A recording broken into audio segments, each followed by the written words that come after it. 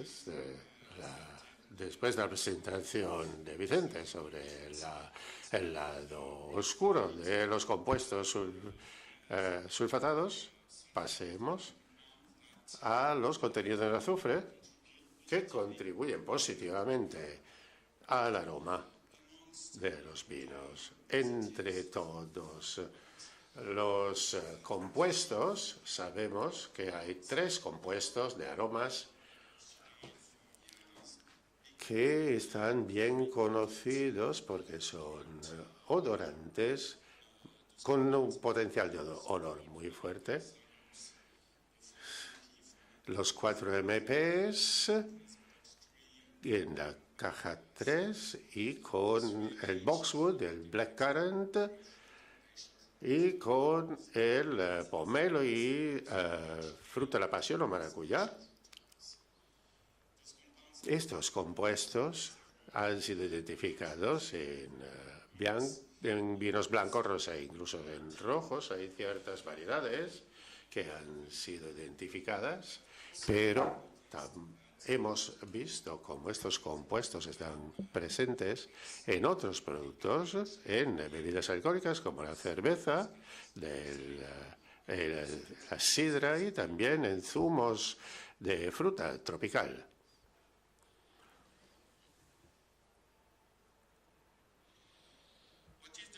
¿Y cuál es la contribución de estos compuestos al aroma del vino? El perfil global. Aquí vemos el ejemplo del estudio de caso real de Sauvignon. El equipo de investigación investigó la contribución de 3 compuestos, 3-MHA y 3-MH, que son abundantes, y 3-isobutilmetoxipiracina, que son responsables del aroma. Para ello, contribuyen a modular el perfil aromático del vino. Se ha demostrado que 3-MH daba notas de frutas tropical en los vinos Sauvignon, mientras que la nota de fruta de la pasión, una nota muy agradable, tenemos que tener 3-MHA e incluso la piracina para la nota verde de esta fruta. Y, lógicamente, la piracina es responsable por la nota verde de espárrago. En otros vinos, como en los rosés de la Provenza, los niveles son más bajos.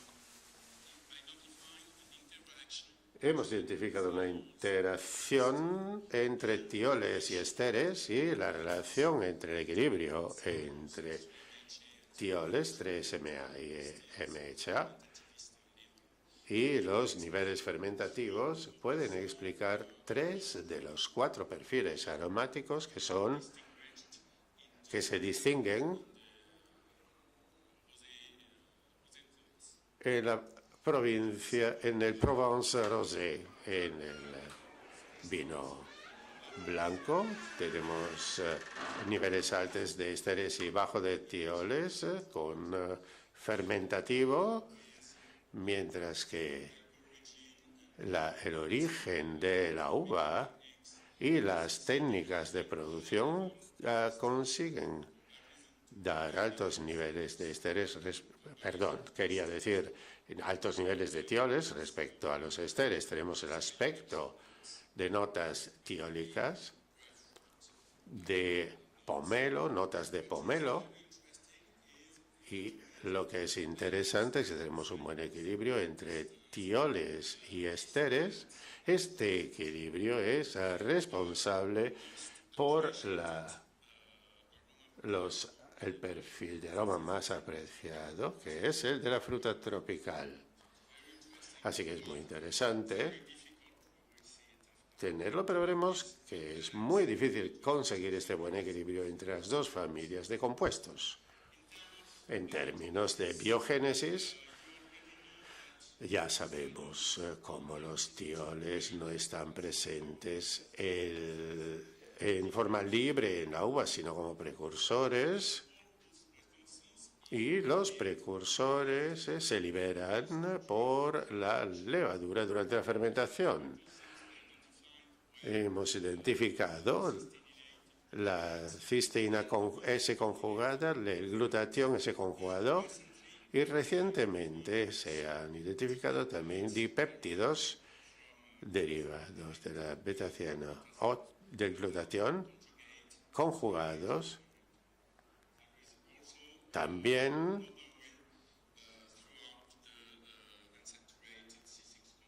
tenemos compuestos C6 no saturados que aparecen en la fermentación y producen 3MH y 4-MMP. Para el 3MHA, la acetilación clásica de la levadura es la responsable de la conversión del alcohol a los acetatos. Esta conversión es muy importante en términos de aroma porque modifica el perfil aromático de pomelo a fruta de la pasión, pero también porque por el incremento de la intensidad aromática, por la percepción, el umbral de percepción más bajo de la 3MH comparado con 3MH. A 3MH, de hecho, es 15 veces más potente que 3MH y para tener una idea de la potencia del compuesto, solo necesitamos 20 gotas del A3MH para transformar el agua de una piscina olímpica en zumos de fruta de la pasión. Así que es un compuesto aromático muy fuerte. Hay que eliminar el cloro primero porque no es posible, pero la importancia de los diferentes mecanismos para la formación, en este caso del 3MH,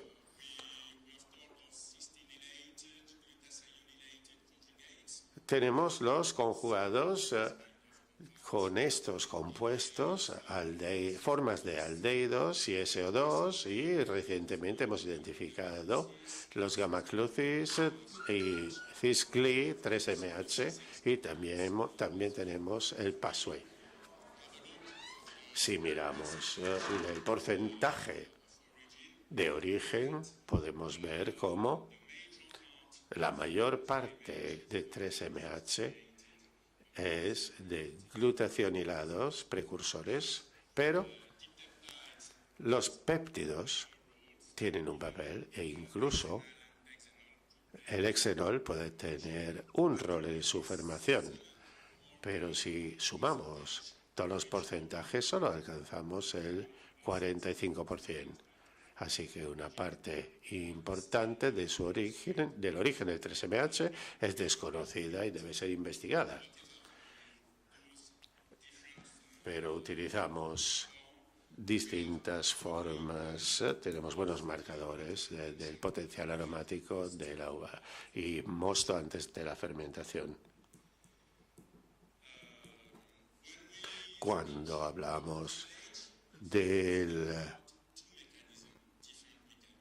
la conversión de la levadura, es una actividad enzimática de los precursores en el mosto, así que hay que hacer una captación del precursor en la célula.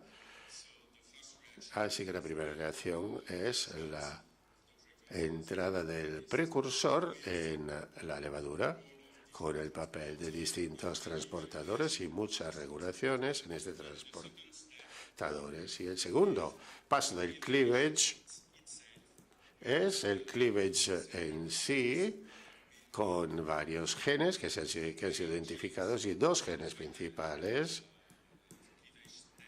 Para el paso final del cleavage, aquí hay 7 para el 4MP y STR4 para 3MH.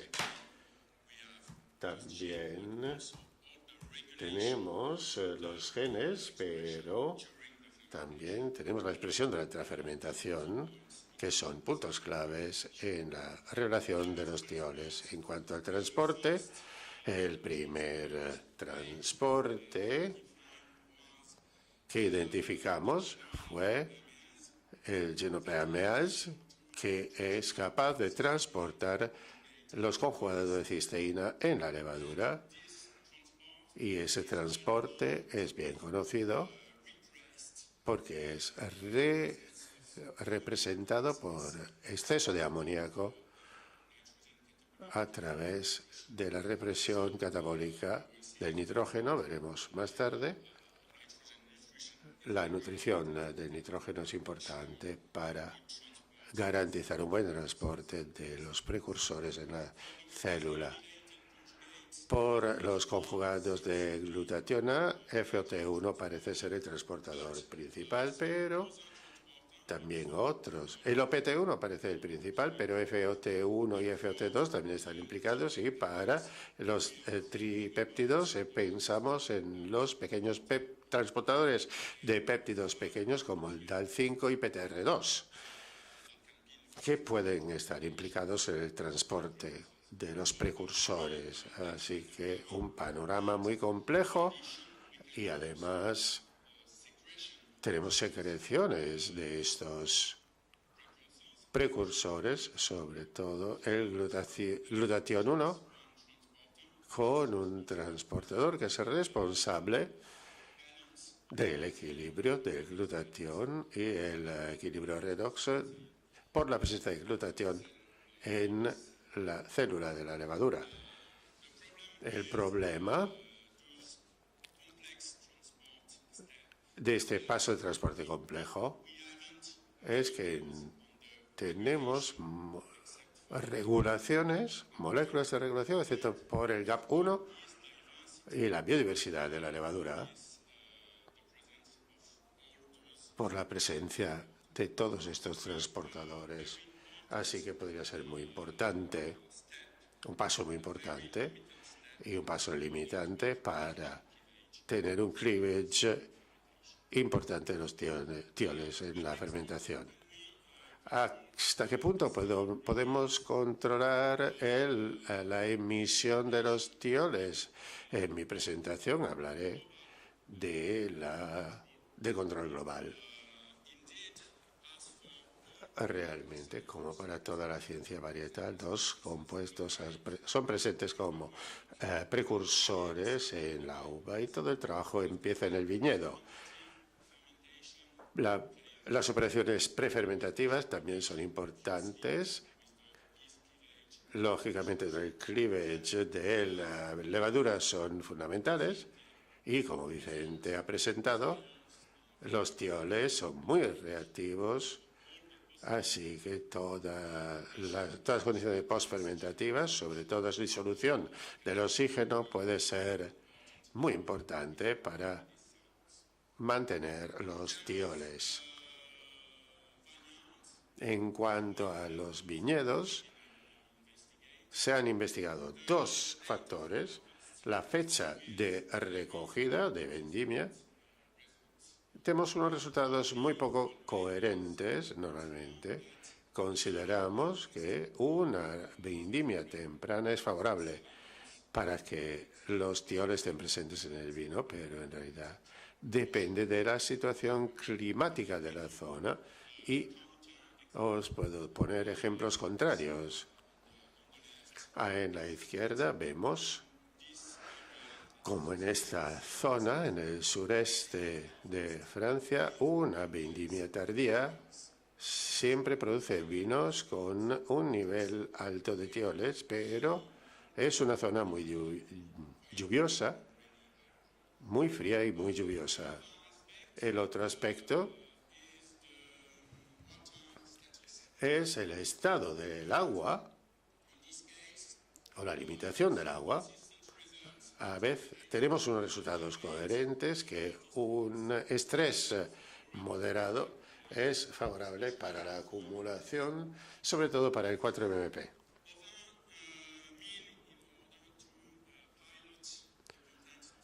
Para pilotar el contenido de tioles en el vino, empieza en el viñedo y es la fertilización por nitratos, por nitrógeno. Incluso las técnicas más utilizadas es la fertilización del suelo, pero consideramos que la nebulización de nitrógeno foliar es una técnica útil porque es versátil. Podemos ver aquí cómo estas técnicas, es decir, nebulización en el momento del envero, es muy interesante. En la gráfica izquierda lo vemos para incrementar la cantidad de las bayas, de las uvas, y también incrementamos. Tenemos 7 veces más, un incremento de 7 veces de los tioles en los vinos. Así que es una herramienta muy potente para incrementar los tioles. ¿Y cuál es el mecanismo de este efecto? De hecho, no sistemáticamente identificamos un incremento en términos de niveles de precursores, pero lo que identificamos es un cambio en la relación de nitrógeno, la urea y con la nebulización foliar del nitrógeno favorece la combinación de los aminoácidos en las uvas comparado con el amoníaco. Así que modificamos el equilibrio entre aminoácidos y amoníaco. Después de la vendimia, normalmente conseguimos tener altos niveles de precursores en la uva. El primer paso es extraer los precursores. Hay muchos precursores presentes en la piel de las uvas. Aquí vemos las diferencias entre los distintos tipos de precursores, el reparto entre piel y pulpa. Para la extracción de los componentes de la piel en el mosto durante la elaboración son favorables para el contenido de tioles en el vino. Con estas técnicas, la maceración de la piel, claro, y también el uso de enzimas para la extracción, para acelerar el mecanismo de difusión. Otro paso muy importante en las operaciones prefermentativas está ligada a la elaboración del mosto y la oxidación durante el prensado.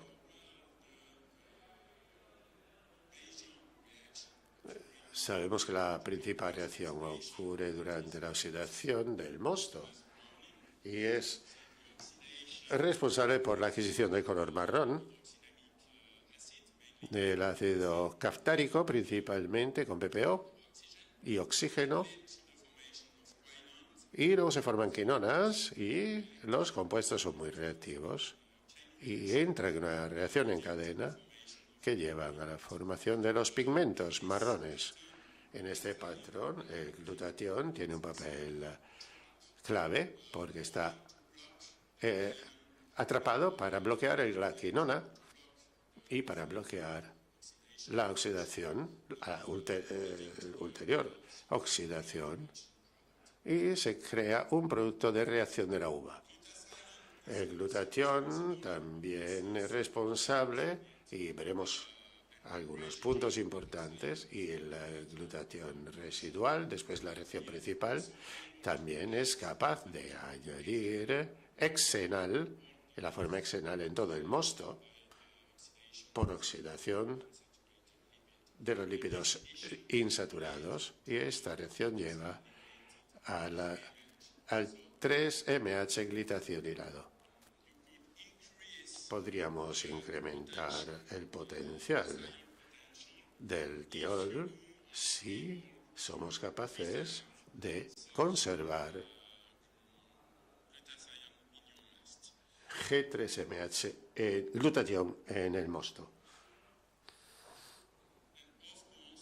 Y el glutatión residual también es importante porque es un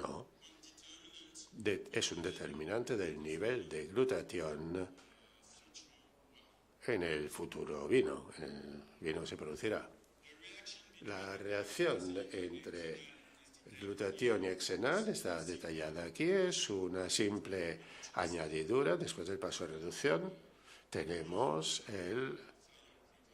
los precursores del tiol reales.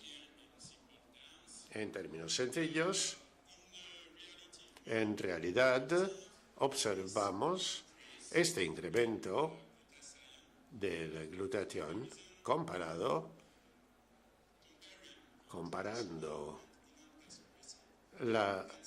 el prensado tradicional con el de gas inerte.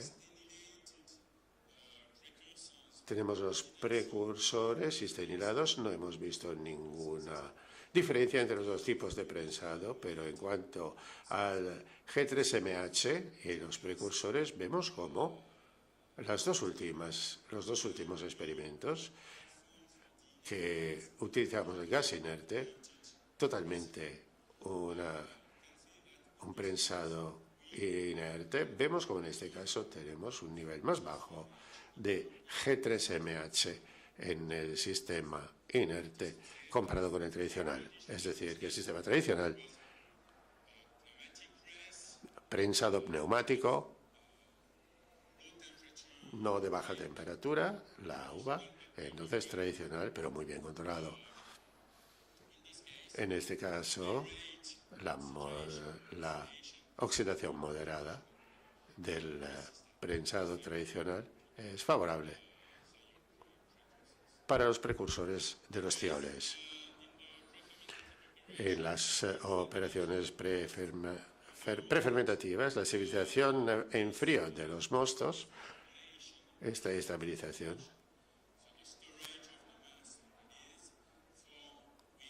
entonces, el almacenamiento es de 4 semanas y observamos siempre que hay un incremento de 3MH, aunque no podamos ver ningún incremento en los precursores. Podemos medir, no tenemos la explicación de este incremento, pero es sistemático. Se observa de forma sistemática, así que es una herramienta muy potente para retrasar la fermentación, pero también para incrementar la calidad aromática del vino.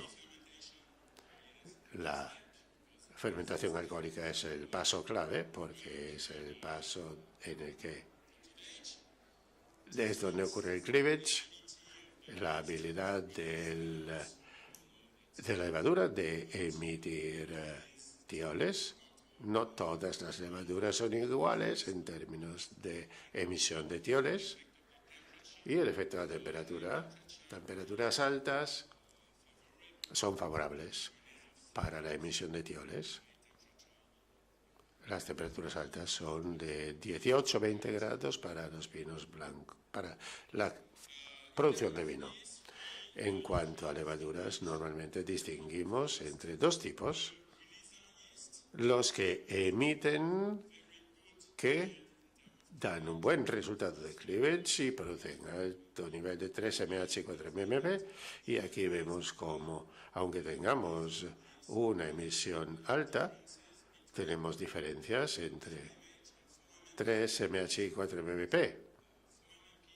El 4mmP es muy específico, una reacción muy específica, y muy pocas levaduras pueden emitir altos niveles de 4mmP. Lo que es importante es convertir el 3MH en A3MH. La levadura, lógicamente, puede hacerlo con diferentes habilidades. Aquí tenemos la relación y lo que es muy interesante es que la mezcla de la levadura puede tener un efecto para incrementar la relación entre A3MH y 3MH para producir aromas, vinos con un alto contenido aromático. La nutrición, muy rápidamente, Hemos visto cómo el amoníaco es responsable de la inhibición de la entrada de precursores en la levadura, y podemos ver aquí unos experimentos que muestran este mecanismo de adición de amoníaco al principio de fermentación más bajo de la emisión de 3-MH. Así que es muy importante para la nutrición dar nutrición orgánica a la levadura muy al principio de la fermentación. Después de la fermentación, los tioles son muy reactivos. 3 formas de degradación complexas con cobre y hierro.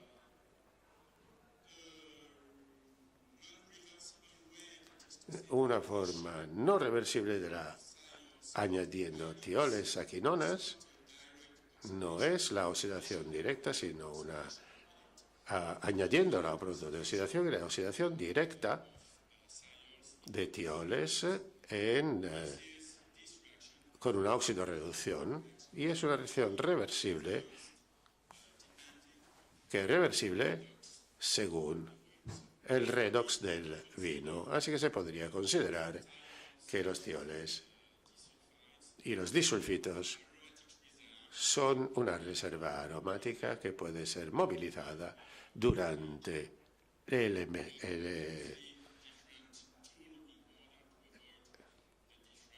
la conservación del vino, mientras el vino envejece. Y tenemos la degradación y pérdida de tioles. Una cosa muy de moda ahora es la adición de GSH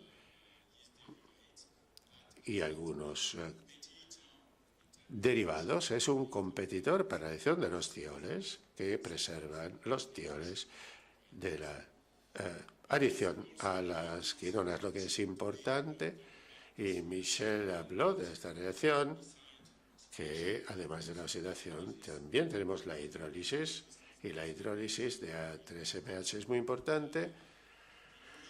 La única herramienta que es muy eficiente es la temperatura y la temperatura de almacenamiento, pero también sabemos que el uso de manoproteínas podría también tener el mismo efecto que el almacenamiento durante meses en temperatura baja. Lo podemos ver aquí.